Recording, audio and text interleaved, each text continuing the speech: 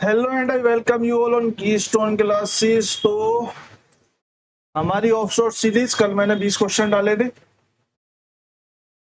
कल हम 50 से लेकर 70 तक क्वेश्चन कर चुके थे। अब आज की क्लास में हम 70 टू 90 तक क्वेश्चन कंप्लीट करेंगे। ठीक है, इसके बाद मेरे हिसाब से 50 क्वेश्चन के आसपास और बच जाएंगे, तो फिर उनको कंप्लीट करेंगे। फटाफट चलते हैं क्वेश्चंस की तरफ। आपको टेलीग्राम चैनल्स के बारे में मैंने आपको बता ही रखा है। दो हमारे टेलीग्राम चैनल हैं 71 से। ठीक है, दो हमारे टेलीग्राम चैनल हैं। एक हमारा है कीस्टोन क्लासेस, जिस पे आपको रेगुलर अपडेट्स मिलती रहती हैं। एक हमारा है बेस्ट पीवाईक्यूज का या डीएसएसबी पीवाईक्यूज का। दोनों का लिंक नीचे है, नाम मेरे को एग्जैक्ट याद नहीं आ रहा, पता नहीं क्यों। तो बेस्ट पीवाईक्यूज वाले में आपको सिर्फ प्रैक्टिस सेट और बेस्ट पीवाईक्यूज जो भी आते रहेंगे एग्जाम्स के डीएसएसबी से रिलेटेड, वो आपको मिलते रहेंगे। ठीक है, तो आप इन दोनों टेलीग्राम चैनल्स को ज्वाइन कर सकते हो, नीचे डिस्क्रिप्शन में आपको लिंक मिल जाएगा। ठीक है, 70 तक हम क्वेश्चन कर चुके थे। 71 नंबर क्वेश्चन से स्टार्ट करते। क्वेश्चन क्या कह रहा है? पी ने क्यू द्वारा किए गए निवेश से 20% अधिक निवेश करा। ये देखते हैं, हमें पता चल गया कि 20% की वैल्यू होती है 1/5। अधिक निवेश करा यानी कि उसने 6 करा होगा। अगर क्यू ने 5 करा होगा तो मैं लिख लेता हूं, भाई क्यू ने 5 करा होगा तो पी ने 6 करा होगा। ठीक है, क्यू ने आर से 20% कम निवेश करा। क्यू ने आर से 20% कम निवेश करा यानी कि दूसरी बात दे दी हमें। तो यहाँ पे ना दो चीजें कंबाइंड है कि यहाँ पे क्यू क्यू यहाँ पे कंबाइंड है, तो हम दूसरी चीज को भी लिख लेते हैं। क्यू ने आर से 20% कम निवेश करा। 20% की वैल्यू 1/5। कम निवेश करा का मतलब अगर आर ने 5 करा होगा तो क्यू ने 4 करा होगा। नीचे वाली वैल्यू जिससे तुलना करवा रहा है आर से 20% कम, तो ये हमारी आर और ये हमारा क्यू निकल के आता है। ठीक है, 4 और 5। अब मेरे पास तीनों चीजें आ गई, मेरे को तीन ही चीजें दी हुई हैं, तो मैं तीनों का एक साथ एक बार रेशो और देख लेता हूं। भाई पी क्यू पहले वाले रेशो के हिसाब से 6:5 है। क्यू जो है वो क्यू और आर जो है वो दूसरे वाले रेशो के हिसाब से 4 और 5 है। मैंने आपको बताया था ऐसे करके मल्टीप्लाई लिखनी है। 6 चौक 24, बीच वाला कंबाइंड कर देना है। 5 चौक 20 और साइड वाले भी कंबाइंड करके यहाँ लिख लेने हैं। 25। अब ये मेरे पास तीनों की कंबाइंड रेशोज आ गए, पी क्यू और आर के। अब जो सवाल ने पूछा वो बताते चलेंगे। तीनों ने कुल निवेश 5520 रुपए करा। भाई क्वेश्चन ने बोला कि पी क्यू आर का जो टोटल निवेश है वो 5520 है। मेरे हिसाब से कितना है? मेरे हिसाब से 24 प्लस में 20 प्लस में 25 कितना हो गया? 69 हो गया। यानी कि 69 की जो वैल्यू है वो मेरे पास 5520 है। मेरे से क्या पूछा है? मेरे से आर पूछा है। मेरे से आर पूछा है यानी कि मेरे से 25 की वैल्यू पूछ रहा है। तो मेरे से 25 की वैल्यू पूछ रहा है, 25 में निकाल देता हूँ। भाई 5520 बटे में 69 मल्टीप्लाई बाई 25। 69 से जब मैं से कट करने जाऊंगा, क्या ये 69 से पूरा कट होगा? मेरे को ऐसा लगता हो जाना चाहिए। तो अगर मैं 69 से पूरा इसे कट करने जाता हूं तो ये 6 सत्ते 42, 6 अट्ठे 48 और 9 अट्ठे 72, तो ये अट्ठे पे पूरा चला जाएगा। अट्ठे पे पूरा चला जाएगा यानी कि 80, यानी कि आर की वैल्यू कितनी हो गई?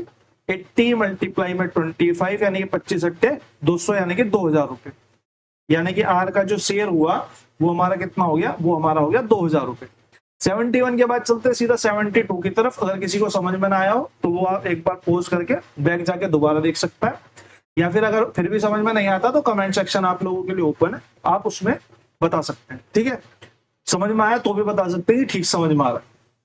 एक कार्यालय में अधिकारियों और क्लर्कों का अनुपात 5:9 है। अधिकारी यानी कि ऑफिसर्स और क्लर्क जो है वो 5:9 में है।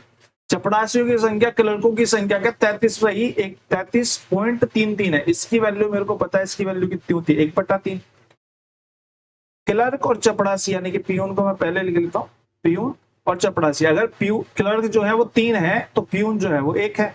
अब मेरे को यहाँ पे कॉमन क्या दिख रहा है? मेरे को यहाँ पे कॉमन सी दिख रहा है, बस मैं इसको बीच में डालूंगा। भाई मैंने ऑफिसर बोला, ये क्लर्क बोला, ये पियून बोला।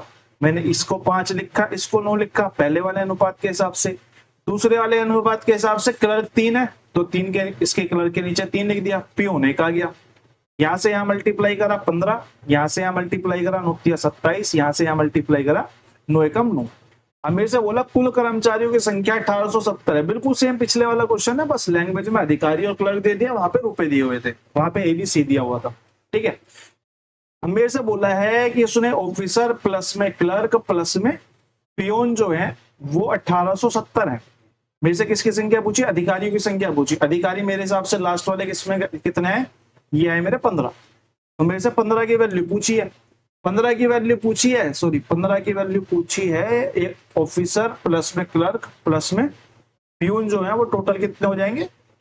वो टोटल हो जाएंगे ऑफिसर 15 प्लस 27 प्लस में 9, कितने हो गए? 9 7 16 21 21 और 4 और 1 5 55, यानी कि 55 की वैल्यू जो है वो मेरी 1870 है। तो मेरे को यहाँ से 15 की वैल्यू निकालनी है।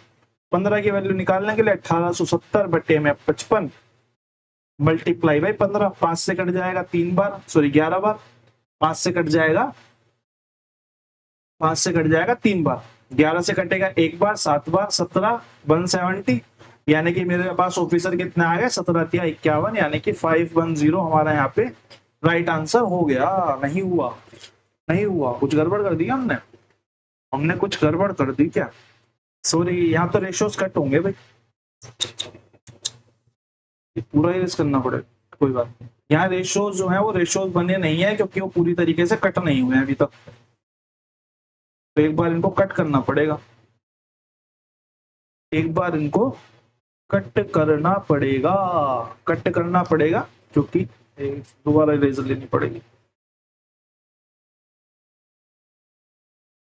चलो ऐसे काट, दूसरा पेन ले लेते हैं, क्योंकि इन्हें यहाँ पे कट करना पड़ेगा, क्योंकि ये सारे 3 से कट रहे हैं। 3 पंजे 15, 3 नीम 27 और 3 एकम 3। तो अब यहाँ से मेरे को क्या बोला था? ऑफिसर प्लस में क्लर्क प्लस में पियोन जो टोटल है वो 1870 है। मैंने तीनों को जोड़ दिया, 9 और 1 10 5 15, यानी कि 15 की वैल्यू कितनी हो गई? 1870। 15 की वैल्यू अगर 1870 हो गई, नहीं सॉरी ये 3 आएगा, 9 3 12, 17 की वैल्यू अगर 1870 हो गई तो हमारे पास किसकी निकालनी है? हमें 5 की वैल्यू निकालनी है भाई। 1870 बटे में 17 मल्टीप्लाई बाई 5, 17 एकम 17, 17 एकम 17 0। तो हमारे पास ऑफिसर कितने आ गए? हमारे पास ऑफिसर्स आ गए 550। हमारा राइट आंसर हो गया ऑप्शन नंबर सी। ठीक है, क्वेश्चन नंबर 72 के बाद चलते क्वेश्चन नंबर 73 की तरफ। एक कॉलेज परीक्षा में ईशानी ने आर्थिक में, इकोनॉमिक्स की बात कर रहा है, आर्थिकी में, ठीक है, इकोनॉमिक्स की बात कर रहा है, थोड़ी देर से टाइपिंग आप देख लेना। ये जब वर्ड प्योर इंग्लिश के हिंदी में ट्रांसलेट होता है तो थोड़ी सी गड़बड़ होती है। ये आर्थिकी होना चाहिए था, ना कि इकोनॉमिक्स का आर्थिक होता है। इकोनॉमिक्स का आर्थिकी होता है, यहाँ पे बस इसको ऐसे करके मात्रा चढ़ा लो। ठीक है, आर्थिकी में 150 में से 80 नंबर प्राप्त करे, ठीक है। सांख्यिकी में 120 में से 95 नंबर प्राप्त करें। 3 विषयों में उसे टोटल 70% अंक प्राप्त करने हैं, जबकि अकाउंटेंसी में जो नंबर हैं वो टोटल 100 हैं। टोटल में से उसको 70% प्राप्त करने हैं। अगर मैं टोटल की बात करूं तो टोटल भैया 150 आर्थिकी का, 120 हमारा इकोनॉमिक्स का, सॉरी सांख्यिकी का, और 100 हमारा अकाउंटेंसी का। तो अगर मैं टोटल की बात करूं तो टोटल मेरा बनता है 370। 370 के 70% अंक उसे टोटल प्राप्त करने। मैंने यहां से देखा कि मेरे को 749 4 7 या 21 और 4 25, 259 नंबर्स जो है मेरे को टोटल प्राप्त करने हैं। लेकिन मैंने कितने प्राप्त कर लिए भाई? मैंने इकोनॉमिक्स में तो 80 प्राप्त कर लिए हैं, और हमारा सांख्यिकी यानी कि स्टैटिस्टिक्स में मैंने प्राप्त कर लिए कितने? 150, 120 में से 95, यानी कि मैं कितने प्राप्त कर चुका हूं अभी तक? 5 9 और 8 17, 175 अभी तक प्राप्त कर चुका हूं। 175 अगर अभी तक प्राप्त कर चुका हूं, 259 मेरे को अभी प्राप्त करने थे, तो मैं कितने प्राप्त करूंगा? और इसमें से इसको माइनस कर देंगे भाई। 259 माइनस 175 इज इक्वल टू 4 2 नहीं सॉरी 4 8 84। ठीक है, 84 हमारा यहाँ पे राइट आंसर हो जाएगा, यानी कि ऑप्शन नंबर सी हमारा यहाँ पे करेक्ट आंसर हो जाएगा। ठीक है, 259 में से बस 175 को माइनस करना है। टोटल मेरे को 259 प्राप्त करने थे, 2 सब्जेक्टों में से मैं 175 प्राप्त कर चुका हूं, तो तीसरे में कितने प्राप्त करने पड़ेंगे मुझे? तीसरे में 84 नंबर प्राप्त करने पड़ेंगे। 73 के बाद चलते हैं 74 की तरफ। ठीक है, ये मीटर स्क्वायर है, ठीक है, इस तरीके से लिखा हुआ आ जाता है, मैंने इसलिए इसे इसी तरीके से लिखा हुआ छोड़ दिया। बाकी इंग्लिश में तो ऐसे ही मीटर स्क्वायर ही आएगा। हिंदी वालों के लिए बता रहा हूँ, अगर ये कैप बन के आती है तो ये मीटर स्क्वायर का चिन्ह है, कहीं भी आप देखते हो तो। ठीक है, एक आवासीय भूखंड में 3750 मीटर स्क्वायर है। ठीक है, सरकारी नियमों के अनुसार इतने मीटर स्क्वायर में निर्माण की अनुमति है। भाई टोटल जो है वो 3750 मीटर स्क्वायर है, इतने में वो निर्माण कर सकते हैं 2970 मीटर स्क्वायर में। कितने भूखंड पर निर्माण नहीं कर सकते? मैंने देखा भैया परसेंटेज में आंसर पूछा हुआ है, ये सब परसेंट में कितने प्रतिशत की बात कर रहा है। मैंने बोला पहला प्रतिशत तो नहीं निकाल सकता, लेकिन मैं एरिया निकाल सकता हूँ। कितना भाई? 3750 का 750 तो यही हो गया, 750 और 30 में यहाँ बचेंगे, यानी कि 780 मीटर स्क्वायर पे मैं कुछ नहीं बना सकता। अगर मैं परसेंट की बात करूं इसको तो 780 मीटर स्क्वायर बेसिक क्या है? बेसिक भैया जो टोटल भूखंड है, टोटल भूखंड का कितना प्रतिशत है, मल्टीप्लाई बाई 100। एक जीरो से मैंने एक जीरो काट दी, या मैंने इस वाली जीरो से इस वाली जीरो को काट दिया। ये 2500 का 100, 25 से कम 25 और 25 पंजे 125। फिर मैंने काट दिया इसको 3 से, 3 दूनी 6 और 3 छिंग 18, 3 पंजे 15, 26 चौका कितना होता है हमारे? 4 दूनी 8, 6 चौक 24, यानी कि 104 अपॉन में 5। इसको मैं परसेंटेज में चेंज करूंगा तो 20.8% मेरा यहाँ पे करेक्ट आंसर आ जाएगा, ऑप्शन नंबर डी। ठीक है, आई होप आप लोगों को सबको समझ में आ रहा होगा। 74 के बाद चलते 75 की तरफ। एक परीक्षा में रमन को 20% अंक प्राप्त हुए, वह 120 अंकों से अनुत्तीर्ण हो गया। ठीक है, तो इसको सोचने का तरीका सीधा सीधा सा है भैया, अगर 20% अंक प्राप्त हुए, 120 अंकों से अनुत्तीर्ण हुआ, यानी कि मैं पासिंग मार्क्स को बोल सकता हूं कि 20% प्लस में 120 नंबर हो गया पासिंग मार्क्स जो हुए। यदि उसे 25% अंक प्राप्त होते, सेकंड कंडीशन में वो कह रहा 25% अंक प्राप्त होते, वो 100 अंकों से अनुत्तीर्ण हो जाता। भाई पासिंग मार्क्स ही तो बराबर होते भाई 25% प्लस में 100 के, यानी कि मैं ऐसे सीधा सीधा कह सकता हूं कि अगर इसके 20 नंबर बढ़े तो इसकी परसेंटेज जो है वो 5% बढ़ गई। यानी कि मैं सीधा सीधा कह सकता हूं कि 5% बराबर में 20 नंबर के है, तो 100% किसके बराबर हो जाएगा? तो 5 चौक 20 यानी कि 400 के, यानी कि टोटल नंबर्स कितने हुए? 400, और मेरे से अधिकतम अंक ही पूछे हैं, तो हमारा ऑप्शन नंबर 1 ही करेक्ट हो जाएगा। एक बार आप इसको दोबारा देख लेंगे तो आपको ठीक से और चीजें समझ में आ जाएंगी। ठीक है, बैक जाके दोबारा देख सकते हैं आप लोग। ऑनलाइन का यही तो फायदा है कि आप बैक जाके बार बार चीजों को देख सकते हैं। ज्यादा टाइम ऑफलाइन में एक ही बार पढ़ा दिया वो निकल गया, तो उसका अल्टरनेट ऑफलाइन से ऑनलाइन बेटर ही इसलिए क्योंकि आप उसे बार बार देख सकते हो। एक आयताकार भूखंड की लंबाई में 20% की वृद्धि होती है, चौड़ाई में कितने प्रतिशत की कमी की जानी चाहिए कि कुल क्षेत्रफल समान रहे? मैंने पहले बोला था जिसमें 3 कंपोनेंट है उसमें हम एक तरीका लगाएंगे, इसमें भी 3 कंपोनेंट है। इसमें एरिया डिपेंड किस पे कर रहा है? एरिया डिपेंड कर रहा है लेंथ पे और ब्रेथ पे। ठीक है, 2 चीजों पे डिपेंड कर रहा है, 2 चीजों का मल्टीपल पे डिपेंड कर रहा है। तो हम सीधा सीधा लिखेंगे भैया, एरिया तो सबसे नीचे लिखेंगे जो डिपेंड कर रहा है। अब क्षेत्रफल समान रहने का मतलब मैं ये भी तो कह सकता हूँ कि एक और एक ही रहता है। ठीक है, लेंथ की बात अगर मैं करूं तो लेंथ पहले 100% थी, तो वो अब 120 हो गई। ब्रेथ मेरे को नहीं पता, मुझे कुछ नहीं करना, मेरे को इसको उठा के इससे मल्टीप्लाई करके ब्रेथ बना देनी है, यानी कि ब्रेथ पहले 120 थी, इसको उठा के इससे मल्टीप्लाई करके यहाँ लिख देना। ब्रेथ जो अगली बार होगी वो 100 होगी। 100 होगी, पहले 120 थी तो कितने की कमी आई? परसेंटेज में डिग्रीज की बात करूं तो कितने की कमी आई? 20 की। इनिशियली कितनी थी? 120 थी, तो इनिशियली पे निकालेंगे, डिटरमाइन करेंगे तो 100 से मल्टीप्लाई कर देते हैं। 2 से 2 से 6 आ गया, 6 से आ जाएगा हमारा 6 कम 6, 6 छिंग 36, 6 छिंग 36, 6 छिंग 36, यानी कि 16.66%। ऑप्शन नंबर बी हमारा यहाँ पे करेक्ट आंसर हो गया। ठीक है, इसका कुछ अल्टरनेट तरीके लोग बताते हैं कि 20% है, 20% की कमी वृद्धि हुई है तो नीचे जोड़ दो, नीचे ही घटा दो, ऐसा कुछ करके ना। तो उसका देखो रिलायबल तरीका नहीं है वो, खाली आपको एक ही पैटर्न के क्वेश्चन में याद रहेगा। अब ये पैटर्न का क्वेश्चन जो है परसेंटेज के कई क्वेश्चंस में काम आएगा, तो आपको वहां पे जरूरत नहीं पड़ेगी फिर वो किसी अल्टरनेट मेथड की ना, मतलब समझने की, आप इसी से सारे सवालों को कर पाओगे। ठीक है, 76 के बाद 77 पे चलते हैं। एक परीक्षा में इसके ऑप्शन लिखना मैं भूल गया, और मेरे को ऐसा लगता है कि ये जो क्वेश्चन है ये आपका होमवर्क के लिए बेटर, मैं एक बार पढ़ के बता देता हूँ।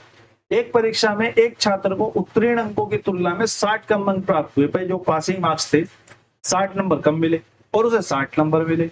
भैया 60 नंबर कम मिले और 60 नंबर ही मिले, यानी कि पासिंग मार्क्स 120 के हो गए, निकाल सकते हैं यहाँ पर। यदि उत्तीर्ण प्रतिशत 40% है तो परीक्षा के अधिकतम अंक बताओ। मैंने बोला भैया पासिंग मार्क्स जो है मेरे हिसाब से नंबर में 120 है, परसेंटेज में 40 है, 40 बराबर में 120 के यानी कि 1 बराबर में 3 के यानी कि 100 बराबर में 300 के, तो 300 आपका इसका राइट आंसर होगा। एक बार आप पेन कॉपी उठा के अपने आप निकाल सकते हैं, ठीक है। क्वेश्चन नंबर 77 के बाद चलते हैं 78 की तरफ। पी क्यू से 15% कम है, क्यू पी से कितने प्रतिशत कम है। इस तरीके का क्वेश्चन भी कई बार हो चुका है, लेकिन हम इसको नहीं देंगे होमवर्क में, हम इसको करेंगे क्योंकि बेसिक की क्लास है तो हम बेसिक से ही करेंगे। पी क्यू से 15% अधिक है तो मैं क्यू को 100 मान लेता हूं, ये 15% कम है यानी कि 85 हो जाएगा। अब उसने पूछा क्यू पी से कितने प्रतिशत अधिक है, भैया 15 अधिक है। पी से यानी कि पी से तुलना करवा रहा है, मोर देन पी की बात कर रहा है तो पी से तुलना करवा रहा है तो पी को नीचे डालेंगे, परसेंटेज निकल के आपके 100 मल्टीप्लाई करते हाथ में आ जाएगी। 5 तिया 15, 5 एकम 5, 5 सत्ते 35 और आपका 17 से तो कटेगा नहीं यानी कि 300 बटे में 17, 300 बटे में 17 क्या होता है 17 एकम 17 कितना बचा 13, 130, 17 या 51, 17 चौका 68, 17 चौका 68 का मतलब है सत्ते पे जाएगी माननी। 17.64% जो हमें ऑप्शन में दिख रहा है कौन सा 17 तक मैंने निकाला क्योंकि 17 के बाद जाएगा नहीं 18 पे, 16 पे जा नहीं सकता, 15 पे जा नहीं सकता, तो ये मैंने ऑप्शन इलिमिनेट कर दिए। 17 से ऊपर नहीं जाएगा, 17 से नीचे नहीं जाएगा, तो 17 वाला सिर्फ एक ही ऑप्शन था। यहाँ पे अगर दो ऑप्शन होते 17 वाले तो आपको आगे निकालने की जरूरत पड़ती। तो हमारा इस तरीके से ऑप्शन नंबर 1 जो है करेक्ट आंसर हो जाएगा। 79 पे चलते हैं। इस तरीके का क्वेश्चन हमने पिछली वाली क्लास में करा हुआ था। वहां पे क्या था, वहां पे वो थी वॉल्यूम ऑफ स्फीयर, है ना, स्फीयर था बोला था, वॉल्यूम ऑफ स्फीयर था। तो मैंने आपको बोला था कि जितनी बार हो रहा हो मल्टीप्लीकेशन उस पर ही डिपेंड करता है। तो ये जो आर की क्यूब थी आर मल्टीप्लाई आर था, इसकी वजह से हमने उसे 3 बार निकाला था। अब इसमें आयतन में भी यही होगा, आयतन में भी साइड की क्यूब होगा, इसको भी हम 3 बार निकालेंगे यानी कि साइड मल्टीप्लाई साइड, यानी कि हम a प्लस बी वाला फॉर्मूला 2 बार लगाएंगे, या फिर क्योंकि यहाँ पे एक ही बार है मतलब सिंगल वो है हमारी परसेंटेज है, तो हम सीधा ये वाला फॉर्मूला भी इसमें लगा सकते हैं 3a² और a की क्यूब। ठीक है, यहाँ दो वो लेने नंबर लेने, दो नंबर लेने। तो इस तरीके से हमारा जो आंसर है वो 72.8 आ जाएगा। अगर किसी का नहीं होता तो कमेंट सेक्शन आपके लिए ओपन। ठीक है, 79 के बाद ये एक्चुअल में होमवर्क में मैंने आपको ब्रीफिंग दी थी कि एक्चुअल में होगा कैसे। किसी को समझ में नहीं आता तो पिछली वाली क्लास का जाके क्वेश्चन देख सकता है। क्वेश्चन नंबर 18 पे चलते हैं। क्वेश्चन नंबर 18 देखो वही वाला क्वेश्चन है जैसा पीछे आया था ना, अभी मैं दिखाता हूँ आपको। ये वाला क्वेश्चन करा था ना, ये आयताकार भूखंड पे था, यहाँ पे एरिया पे डिपेंड हो रहा था सब कुछ। यहाँ पे लास्ट इनिशियल जो था एरिया था। अब देखो इस चीनी वाले क्वेश्चन में लास्ट जो है वो एक्सपेंडिचर है, यानी कि यहाँ जो एक्सपेंडिचर है वो हमारा डिपेंड कर रहा है किस पे, वो हमारा डिपेंड कर रहा है प्राइस पे मल्टीप्लाई में कंजम्पशन पे। तो यहाँ पे भी हमारा दो चीजों पे एक्सपेंडिचर डिपेंड कर रहा है, तो हम सीधा वैसे ही करेंगे, एक्सपेंडिचर को सबसे नीचे लिखेंगे क्योंकि ये तो एंड रिजल्ट है। प्राइस हमें दिया हुआ है तो प्राइस हमारा 100 से 130 हो रहा है और एक्सपेंडिचर हमारा 100 से 25% की कमी हो रही है यानी कि 75 हो रहा है। यानी कि अगर मैं इसको काट लूं तो ये 4 और 3 के अनुपात में हो रहा है, इसको मैं देखूं तो ये 10 और 13 के अनुपात में हो रहा है। तो मैं मल्टीप्लाई कर देता हूं, मैंने इसकी इससे मल्टीप्लाई करी, कंजम्पशन निकल के आ गई मेरी 13 × 4 यानी कि 13 या 39, 13 चौका 52, कंजम्पशन मेरी 52 आ गई। यहां से मैंने इसमें मल्टीप्लाई करी, यहां लिखा तो मेरी कंजम्पशन यहाँ पे नई जो आ गई वो 30 आ गई। अगर मैं कंजम्पशन की बात करूं कितने प्रतिशत की कमी करनी पड़ेगी, तो कंजम्पशन भैया 52 से हो गई या 30, कितने की कमी हो गई 12 की कमी हो गई। किस पे कमी हुई, इनिशियली कितनी थी 52 थी, इनिशियल पे कम होगा, मल्टीप्लाई बाई 100। जब हम इसको कट करेंगे तो हमको मिलेगा 4 से कट जाएगा, 4 तिया 12, 4 एकम 4 और 4 तिया 12 यानी कि 300 बटे 13। 300 बटे 13 को जब मैं इससे काटूंगा तो 13 दूनी 26, अरे नहीं 4 एकम 4, 4 तिया 12, ठीक है सही तो है। एक सेकेंड मेरे को देखना पड़ेगा कुछ गड़बड़ हुई क्या। 22, ये 22 आएगा, ये 22 सॉरी ये 22 आएगा, 12 नहीं है, गैप तो 22 बनेगा। इसको मिटा लेते हैं बस, कुछ गड़बड़ नहीं हुआ है ज्यादा। तो ये आएगा हमारा 4 से कटेगा नहीं, फिर ये कटेगा 22 है तो 11, और ये 2 से कटेगा तो 26, यानी कि 1100 बटे में 26, या फिर ये भी कट जाता है। 1 सेकंड रुक जाओ, एक गलत लिखने से पूरी कैलकुलेशन में मिस्टेक आते हैं। पेन पेपर पे जब खुद कर रहे होते हैं तो छोड़ के रफ दूसरा करने लग जाते हैं, यहाँ पे तो नहीं कर सकते, कोई दिक्कत नहीं है। तो ये आ गया 22 अपॉन में 52। 4 से काट लेंगे तो इसको काट लेंगे, 4 से 25, 4 एकम 4 और 4 दिया 12, 25 और 22 के मल्टीप्लाई करेंगे तो 500 प्लस में 50, यानी कि 550 बटे में 13 काट लेते हैं। 13 दूनी 26, 13 तीन 39, 13 चौका 52, यानी कि 4 पॉइंट समथिंग आएगा, 40 के ऊपर आएगा।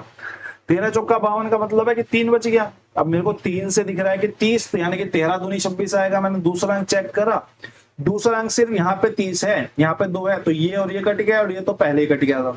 तो हमारा आंसर कितना हो गया? 42.3% हमारा यहाँ पे राइट आंसर हो गया। अपनी कैलकुलेशन को तेज करने के लिए आपको अपनी जो ऑप्शन है उनको भी ध्यान में रखना पड़ेगा, ठीक है। ज्यादा क्लोज आते हैं तो पूरी करनी पड़ेगी, ज्यादा क्लोज नहीं है तो पूरी क्यों करनी है, ठीक है ना।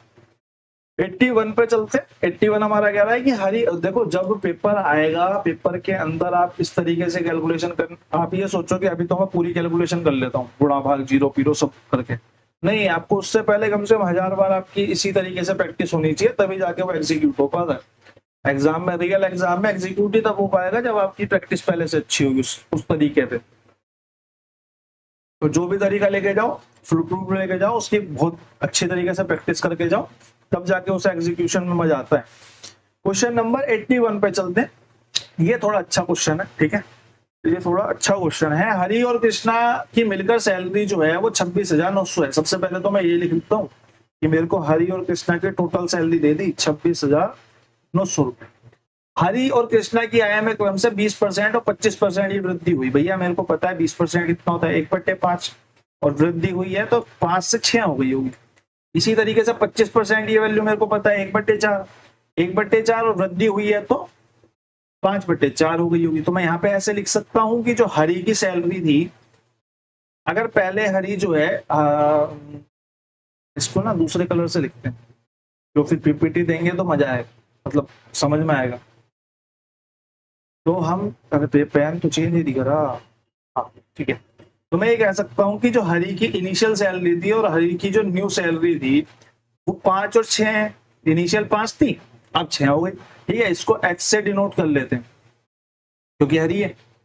और हमारा जो कृष्णा था, कृष्णा की इनिशियल जो थी और कृष्णा की जो न्यू थी, उनके बीच में जो अनुपात है वो पहले 4 थी और अब 5 हो गई, इसको हम K से डिनोट कर लेते हैं। अब क्वेश्चन ने मेरे से आगे बोला कि कृष्णा की नई सैलरी, कृष्णा की नई आय हरि के नए वेतन का 120% है। कृष्णा की नई सैलरी कितनी है? 5 के। एकेडमिक की तरह इस पे ATQ लिख देते हैं अकॉर्डिंग टू क्वेश्चन, ठीक है। 5K is equal to Hari की नई सैलरी का, यानी कि 6H का 120%। 120% का क्या मतलब होता है? 6/5। तो मैं यहां से ये कह सकता हूं कि जो K और H है, इनके बीच का जो रेशो है वो 36 और 25 का है। ये तो बात मैं बोल सकता हूँ यहाँ से, भाई 6 6 36 और 5 25, H नीचे चला जाएगा, 36 ऊपर रह जाएगा और 25 नीचे आ जाएगा, ठीक है। अब मेरे पास यहाँ पे ये अनुपात आ गया। अब यहाँ से अगर मेरे को बोला है हरि की प्रारंभिक सैलरी बताओ, तो मेरे को दोनों की प्रारंभिक सैलरी पता है टोटल, अलग अलग की तो नहीं पता, लेकिन मेरे को रेशो पता है कि ये 5H है और ये 4K है। क्योंकि मैं इन दोनों के आपस का रेशो निकाल चुका हूँ H और K का, तो मैं यहाँ से 5H को क्या बोल सकता हूँ? ये 5H होगा भैया 5 मल्टीप्लाई में 36, 5 3 15 6 5 30, यानी कि 180। और 4K जो इनिशियल सैलरी कृष्णा की है वो होगी 4, क्योंकि हमने K की वैल्यू निकाल ली कितनी, अरे उल्टा लिख दिया क्या? उल्टा लिख दिया भाई, उल्टा लिख दिया, इरेज करना पड़ेगा। ये 36 नहीं आएगा, ये 180 नहीं आएगा, बाकी सब सही है। तो जो H है, H की वैल्यू जो है हमारी 25 है, तो 25 पंजे 125, और इस 4 की वैल्यू जो है, इस K की जो वैल्यू है वो हमने निकाली कितनी थी? वो हमारी 36 थी, हमने मल्टीप्लाई 36 कर दिया। 4 तिया 12, 6 चौक 24, यानी कि 144, ठीक है। अगर मैं इन दोनों का टोटल करूं तो मेरे पास कितनी वैल्यू आती है भाई, एच की कितनी 125, के की कितनी 144 इज इक्वल टू 269। मेरे से हरी की पूछी है, हरी की कितनी 125, मेरे से इस टोटल की वैल्यू मेरे को ये मिल गई, तो मैं 125 की निकाल लेता हूँ। ये मेरे को दिख रहा है कि 269 ही होगा, 26900 अपॉन में 269 मल्टीप्लाई बाई 125। इससे कट कटा के मेरे पास यहाँ पे हरी की सैलरी कितनी आ जाएगी 12500। हमारा यहाँ पे राइट आंसर हो जाएगा ऑप्शन नंबर बी। काफी अच्छा क्वेश्चन है, तो नोटबुक पे नोट करने लायक क्वेश्चन है। ठीक है, अगले क्वेश्चन की तरफ बढ़ते हैं। अगला क्वेश्चन हमारा क्या कह रहा है, अगला क्वेश्चन भी अच्छा क्वेश्चन है। एक शहर में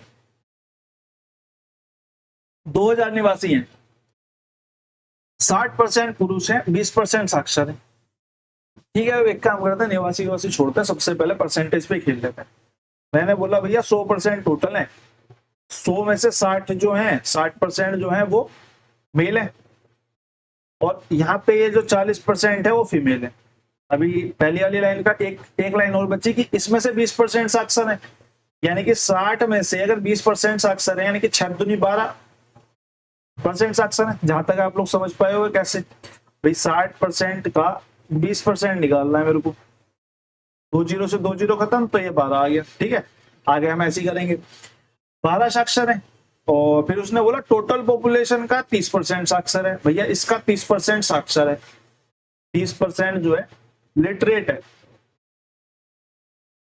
30% लिटरेट का मतलब क्या हुआ भैया, 100 अगर है तो उसमें से 30% लिटरेट है, 12 तो लिटरेट यहाँ पे हो गए, 30% टोटल लिटरेट है, 30% टोटल लिटरेट है, 12 लिटरेट यहाँ पे हो गए, तो कितनी महिलाएं लिटरेट बची।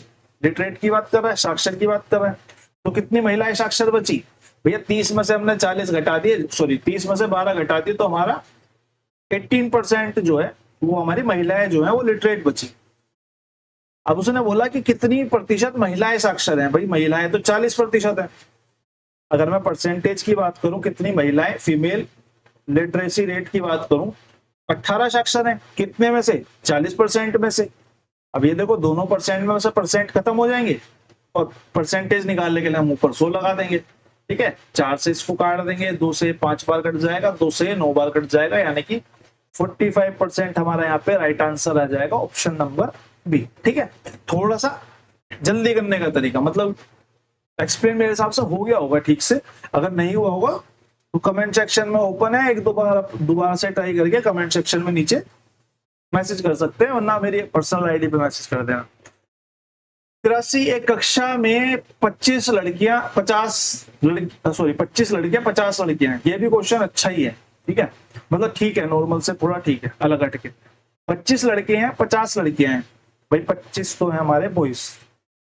ठीक है, इसको ऐसे लिखते हैं, बॉयज 25 और गर्ल्स जो है वो है 50। ठीक है, प्रत्येक लड़के को लड़कियों की कुल संख्या का 2% पेन मिलते हैं। भाई लड़कियों की कुल संख्या 50 है, 50 का 2% पेन, यानी कि पेन दे रहा है तो मैं पेन लिख लेता हूँ, और ये नंबर्स लिख लेता हूँ, कितने नंबर्स। 50 का 2% का मतलब होता है कि एक पेन मिल रहा है, 1 पेन मिल रहा है।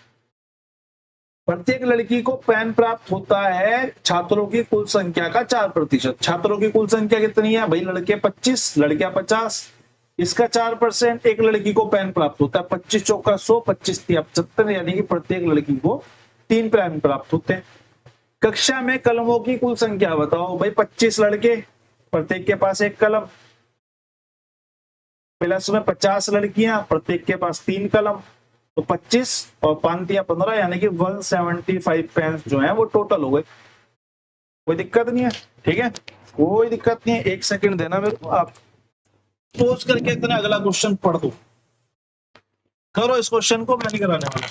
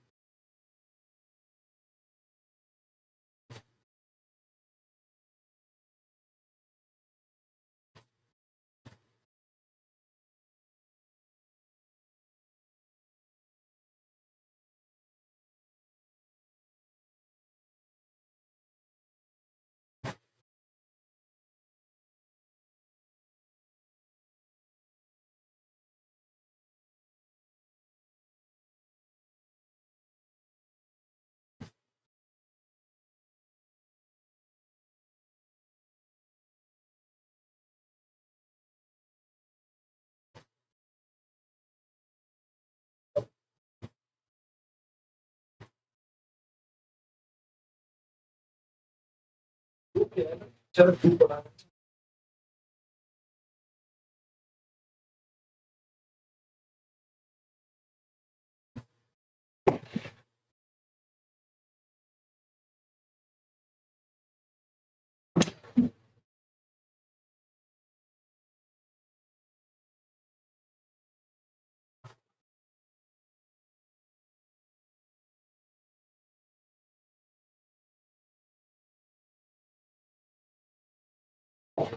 एक मिनट हो गए।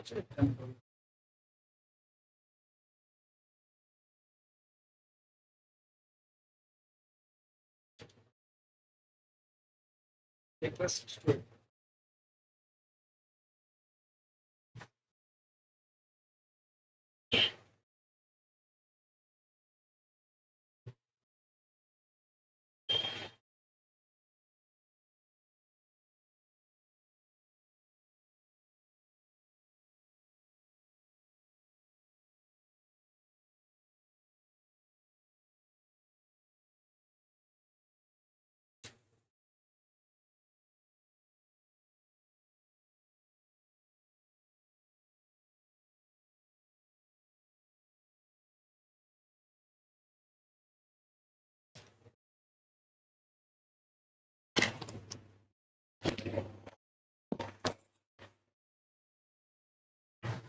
हाँ जी।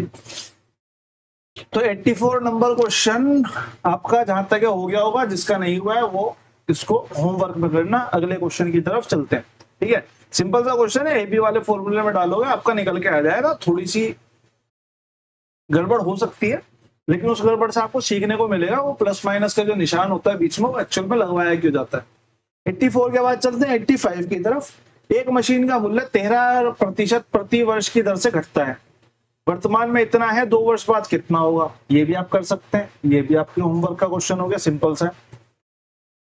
और ये भी क्वेश्चन सिंपल सा है, इसको भी आप होमवर्क में रखो, क्योंकि मैं फालतू में टाइम वेस्ट करूं किसी का। ये क्वेश्चन भी सिंपल है, ये भी आपका होमवर्क में हो गया। 87, 88, ठीक है, 88 पे आते हैं। उज्जवल ने समान अधिकतम अंक वाली 2 परीक्षाएं दी। समान अधिकतम अंक है, यानी कि इसका भी अगर 10 है तो दूसरे का भी 10 है। पहले और दूसरे में क्वालिफाइंग प्रतिशत अलग अलग है, टोटल जो है वो सेम है। मैं इसको एक्स नहीं बोलता, चलो कुछ नहीं बोलता, ठीक है। पहले का टोटल दूसरे का टोटल सेम है, यानी कि एक और एक बोल देते हैं, कोई दिक्कत नहीं है ना। लेकिन क्या है कि पासिंग परसेंट जो है वो अलग अलग है। पासिंग परसेंट पहले का 40 है और दूसरे का 30 है, ठीक है। अब क्वेश्चन ने बोला दूसरे टेस्ट में 132 अंक प्राप्त होते हैं, सेकंड वाले जो टेस्ट में है उसे 132 अंक प्राप्त हुए, लेकिन वो 15 से फेल हो गया। 15 से फेल हो गया, तो अगर 15 ज्यादा होते तो 15 पे वो पास हो जाता। ये तो कहना चाह रहा है 132 मिले, 15 पे फेल हो गया, यानी कि 132 से अगर 15 ज्यादा है, यानी कि 149 उसे नंबर मिले होते तो वो पास हो जाता, पासिंग के नंबर हो गए। लेकिन मेरे को पता है कि भैया पासिंग का जो परसेंट है वो 30% है, यानी कि 30% की वैल्यू मेरे पास कितनी है, 149 हो गई। 30% की जो वैल्यू है 147, सॉरी 147 हो गई, ठीक है, इरेज करना पड़ेगा। 147 हो गई, एक, हाँ ठीक है, सही, एकदम बढ़िया इरेज हुआ। 147 हो गई, ठीक है। तो यहां से मैं 100% की वैल्यू निकाल सकता हूँ। 100% यानी कि टोटल मार्क्स की वैल्यू निकल के आ जाएगी 147 डिवाइडेड बाई 30 मल्टीप्लाई बाई 100। तो एक जीरो से एक जीरो काट दी, 3 चौक 12, 3 निम 27, यानी कि टोटल मार्क्स कितने हुए, टोटल मार्क्स हो गए भैया 490। अगर टोटल मार्क्स 490 हो गए और मेरे से क्या पूछा, पहली परीक्षा में योग्यता अंक बताओ, यानी कि पासिंग मार्क्स बताओ। भाई टोटल मार्क्स है 490, पासिंग मार्क्स होने चाहिए 40%, तो डिवाइडेड बाई 100, यानी कि पासिंग मार्क्स कितने आ गए, पासिंग मार्क्स कितने आ गए हमारे, 9 चौक 36 का 6, 3 हासिल, 4 चौक 16 और 3, 196 हमारे पासिंग मार्क्स हो गए। ऑप्शन नंबर बी हमारा यहाँ पे करेक्ट आंसर हो गया, ठीक है। आपके 2-3 क्वेश्चन आपके होमवर्क में हो गए, और जो अच्छे क्वेश्चन है वो हम करा ही रहे। क्वेश्चन अगला 89, ए का 30% बी के 40% से 10 कम है। नॉर्मल सा होता तो मैं इसको होमवर्क में डाल देता, लेकिन ये इस वाली लाइन की वजह से थोड़ा सा ठीक क्वेश्चन बनी है, तो कोई पजल होगा इससे बढ़िया मैं कराएगा। ए का 30% यानी कि ए का 30% को मैं ऐसे लिखूंगा, बी के 40% से 10 कम है। अब 40% से 10 कम का सीधा सीधा मतलब ये है कि या तो आप यहाँ पे +10 कर दो या तो यहाँ -10 कर दो। कम बोला है तो मैं यहीं पे 10 माइनस कर देता हूँ कि b के 40% से 10 कम बराबर होगा a के 30% के। ठीक है, यहां से जब मैं इसको सोल्व करूंगा तो ये 0 से 0 कट जाएगी, इस 0 से ये 0 कट जाएगी, तो ये आ गया हमारा 3a बटे में 10 is equal to 4b minus में 100 बटे में 10। ठीक है, आगे से मैं फर्दर सोल्व करूंगा तो इस 10 से ये 10 कैंसिल हो जाएगा, तो मैं इसे लिख सकता हूं कि 3a माइनस में 4b is equal to minus का 100। ठीक है, ये हमारी पहली इक्वेशन आ गई, ये हमारी आ गई पहली इक्वेशन। अगर मैं दूसरी की बात करूं तो उसने बोला a b से 11 अधिक है, a b से 11 अधिक है यानी कि a माइनस b जो है वो 11 है। ठीक बात है, यही कहना चाह रहा है। ये हमारी दूसरी इक्वेशन हो गई। अब जब ये इक्वेशन मेरी आ गई तो मैं इसको एलिमिनेट करना चाहूंगा, किसको? या तो मैं a को एलिमिनेट कर देता हूं या तो b को एलिमिनेट कर देता हूं। क्वेश्चन ने मेरे से बोला है कि बड़ी संख्या का मान बताओ, तो मेरे को छोटी को एलिमिनेट कर देना चाहिए। छोटी मुझे पता है b है, तो मैं एक काम करता हूँ, इस पूरे में 4 की मल्टीप्लाई कर देता हूँ। इस पूरे में जब मैं इस पूरे में 4 की मल्टीप्लाई करूंगा और इसको इसमें से घटाऊंगा, 3a माइनस में 4b is equal to minus का 100 और 4 की मल्टीप्लाई करके आएगा ये 4a माइनस में 4b इज इक्वल टू इसके 44 के। ठीक है, जब मैं इसको इक्वेट करूंगा तो मुझे माइनस करना पड़ेगा, तो ये माइनस माइनस प्लस हो जाएगा और ये माइनस हो जाएगा, तो ये माइनस माइनस जुड़ गए।